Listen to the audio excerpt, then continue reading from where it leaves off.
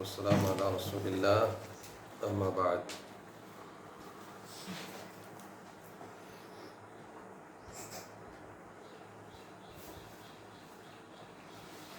நபிகள் நாயகம் ஸல்லல்லாஹு அலைஹி வஸல்லம் அவர்களுடைய வாழ்க்கை வரலாறு பார்த்துருக்கிறோம். சுருக்கமான முறையில் நபியினுடைய வரலாறை தெரிந்து கொள்வதனுடைய பலன்கள் என்ன அப்படிங்கிறத பற்றி நம்ம ஏற்கனவே சொல்லியிருக்கிறோம்.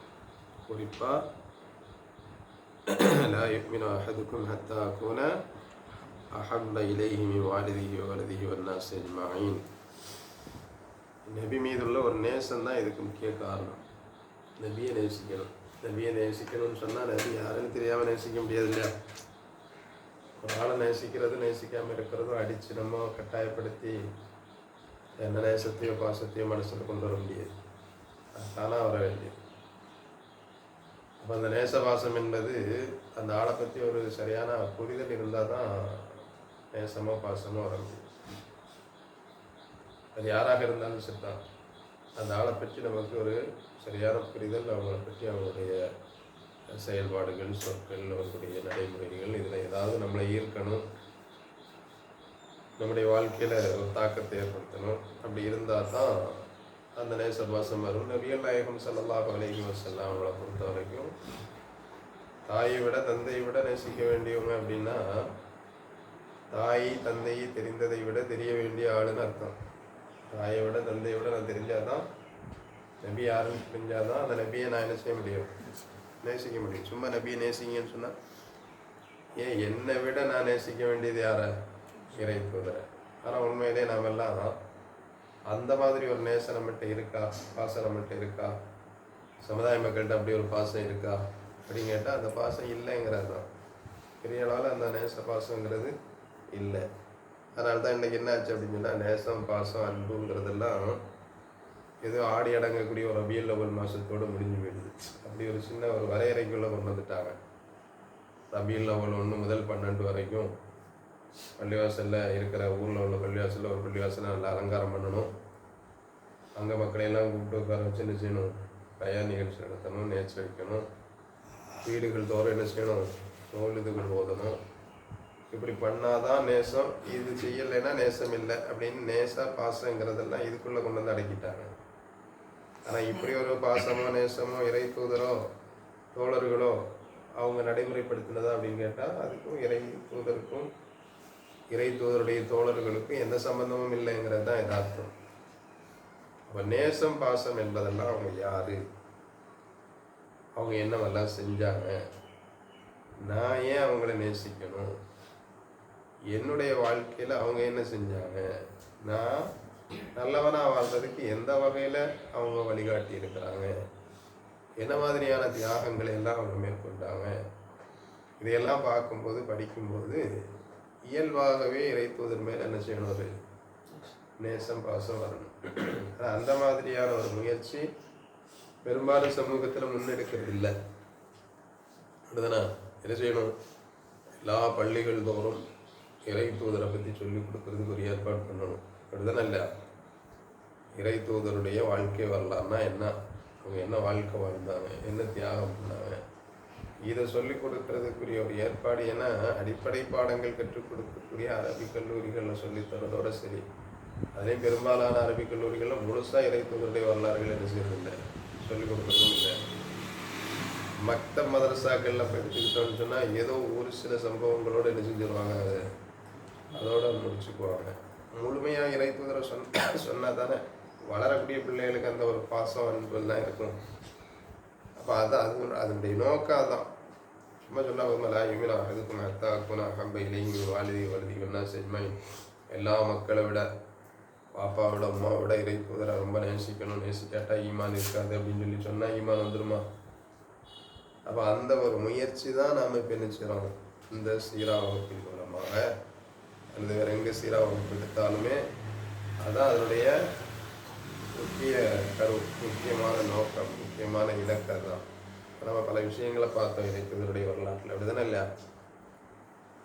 இப்போ சிலர் இஸ்லாத்துக்கு வர்ற சம்பவங்கள் நாம் கவனத்தில் எடுத்துக்க வேண்டிய ஒரு விஷயம்.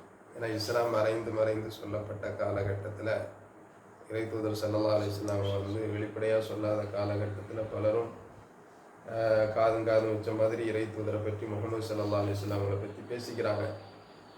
அப்படி காதும் வச்ச மாதிரியே செய்தி பல இடங்களுக்கு என்ன செஞ்சிருது, பரவிடுது. இப்போ பரவலாக அந்த பேச்சு பெரிய அளவில் பேசப்படும் போது மக்களுக்கு மத்தியில் ஒரு கியூரியாசிட்டி வரும். யார் அந்த முகம்மது, அவர் என்ன தான் சொல்கிறாரு பார்ப்போம் அப்படிங்கிற மாதிரியான எண்ணங்கள் மக்களுடைய மனங்களில் வர்றது இயல்பான ஒரு விஷயம். அந்த அடிப்படையில் தான் பலரும் ஆரம்ப காலங்களில் இஸ்லாத்துக்கு வந்த பெரும் சகாபாக்கள் பெரும் தியாகிகளாக மாறினாங்கன்னு சொன்னால், அந்த காலகட்டத்தில் அவ்வளோ அடிபோத கஷ்டம் துன்பம் ஒளிந்து மறைந்து போய் அந்த இஸ்லாத்தை காப்பாற்றினது, இந்த மாதிரி ரிஸ்க் எடுத்து பண்ண சகாபாக்களில் பெரும்பாலும் தான் என்ன செஞ்சாங்கன்னு சொன்னால் பெரும் தியாகிகளாக என்ன செஞ்சாங்க, மாறினாங்க. நம்மளும் அப்படி தானே. தௌஹீதுடைய எழுச்சி காலங்களில் உள்ள மக்களுக்கும் நமக்கும் ஒரு வித்தியாசம் இருக்குது தானே. தமிழகத்தினுடைய தௌஹீது எழுச்சி காலங்கள் இருக்கா இல்லையா, 70, 75, 80 அந்த மாதிரியான காலகட்டங்களில் அடி வாங்கினவங்க, கஷ்டப்பட்டவங்க, துன்பத்துக்கு ஆளானவங்க, அவங்கள்ட்ட இருந்த வீரியம் காலப்போக்கில் இப்போ உள்ளவங்கள்ட்ட இருக்க முடியுதா? இல்லை. அந்த மாதிரி ஆரம்ப காலங்களில் இஸ்லாத்தை தழுவியவர்களை பற்றி சில செய்திகளை நாம் என்ன செய்யணும், தெரிஞ்சுக்கணும். எப்படி அவங்கள இஸ்லாம் ஈர்த்தது, அதில் வந்து சொல்கிறதா இருந்தால் ஜுபைர் பின் முத்தைம் இருக்கிறாங்க இல்லையா, அவங்களுடைய வரலாறு சொல்லலாம். ஜுபைர் பின் முத்தைம் அவர்களை பொறுத்தவரையில் நபிகள் நாயகம் ஸல்லல்லாஹு அலைஹி வஸல்லம் அவர்களுடைய அவையில் கைதியாக அழைத்து வரப்படுறாங்க. கைதியாக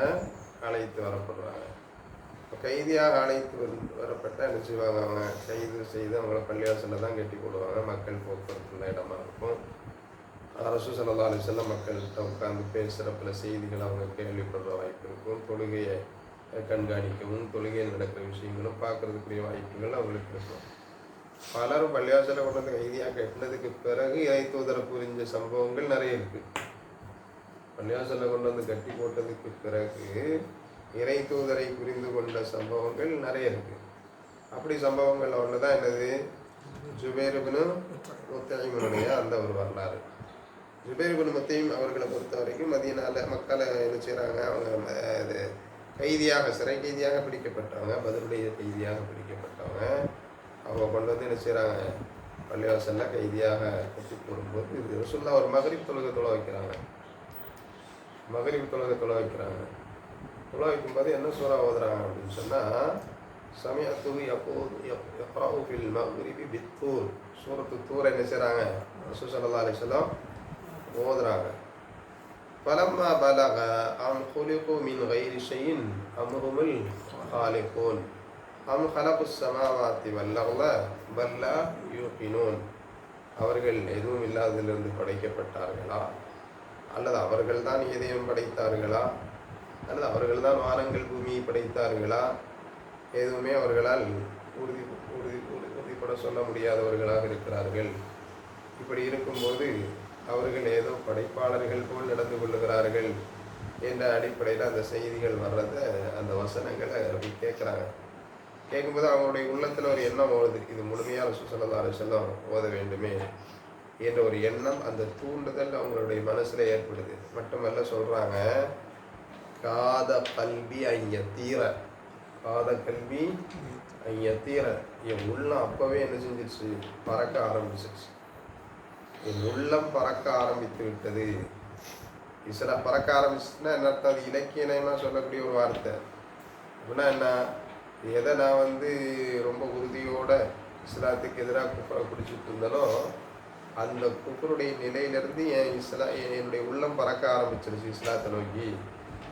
இஸ்லாத்தை அங்கீகரிக்கிற ஒரு எண்ணம் எனக்கு மனசுக்குள் அப்போதே உருவாகிவிட்டது. ஆனால் காலப்போக்கில் அவங்க வந்து இப்போ நம்ம பதற்காலத்தில் கைதியாக பிடிக்கப்பட்டது 2ஆம் ஆண்டு என்று சொன்னால், ஹிஜ்ரி 2ஆம் ஆண்டுன்னு சொன்னால், ஃபத்ஹு மக்காவுக்கு சில நாட்களுக்கு, ஃபத்ஹு மக்காவிற்கும் அதுக்கு ஹுதைபியாவுக்கும் ஃபத்ஹு